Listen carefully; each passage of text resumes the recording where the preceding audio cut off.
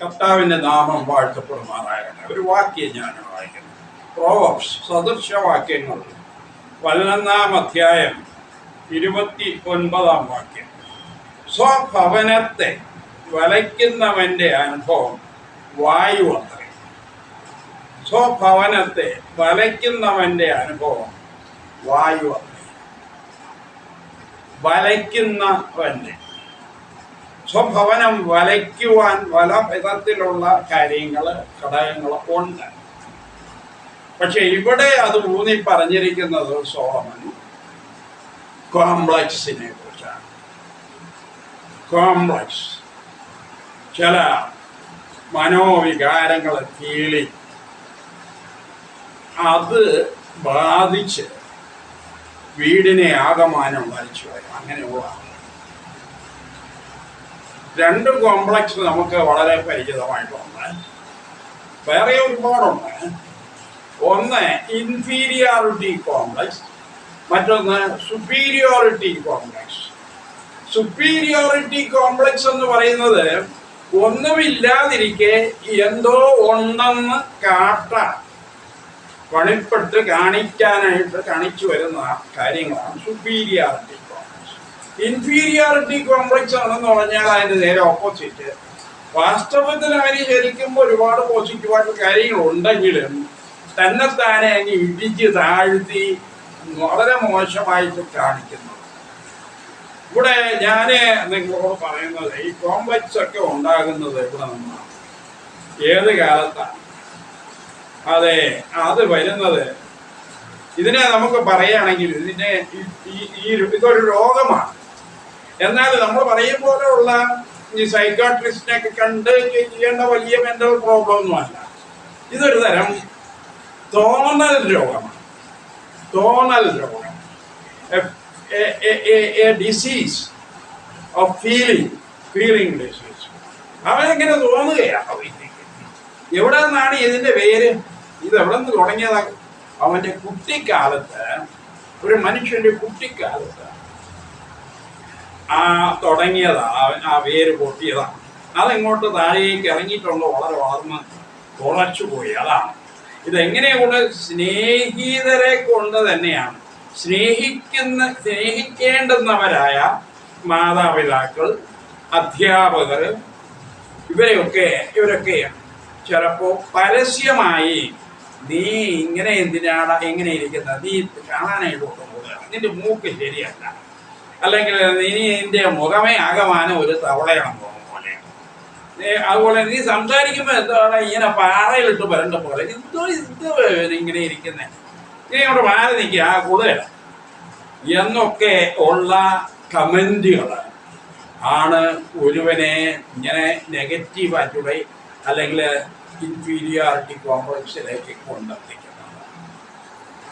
കൂടാതെ പഠന രംഗത്ത് തന്നെ ഇച്ചിരി മോശമായാൽ പരസ്യമായിട്ട് ശാസിക്കുക, പരസ്യമായി ശിക്ഷിക്കുക, ബാക്കിലിരുത്തുക, ഇതൊക്കെ വളരെ മോശമായിട്ടുള്ള പ്രവണതകളാണ്. ഇങ്ങനെയുള്ള ആളുകളെ ഉണ്ടാക്കിയെടുക്കുന്നത് ഇങ്ങനെയാണ്. വാസ്തവത്തില് എന്തോ അവന് പുള്ളിയല്ല, കാണാൻ ശരിയായില്ല, വൃത്തിയുമില്ല എന്നൊക്കെ പറയുന്ന, പരസ്യമായിട്ട് ഒരുപാട് റിഡിക്യൂൾ ചെയ്യുന്ന അവരനുഭവം. നിനക്ക് ഒരിക്കലും ജയിക്കാൻ പറ്റത്തില്ല എന്നൊക്കെ വിചാരിച്ചു കഴിഞ്ഞാൽ അവന് അതിൻ്റെ മനസ്സിൽ കിടക്കും, എനിക്കിനി ഒരിക്കലും വിജയിക്കാൻ പറ്റുകയില്ല, ഇനി ഒരിക്കലും നന്നാവാൻ അറ്റത്തില്ല എന്ന് അവൻ്റെ മനസ്സിൽ പൊതിഞ്ഞു. നല്ല പാരൻസ്, നല്ല ടീച്ചേഴ്സൊക്കെ ഉള്ളവരാണെന്നുണ്ടെങ്കിൽ കുട്ടികളെ അറിയാൻ പറ്റും. പ്രത്യേകിച്ച് അമ്മമാരുടെ പ്രോത്സാഹനം ഞാൻ ഒരുപാട് കണ്ടിട്ടുണ്ട്.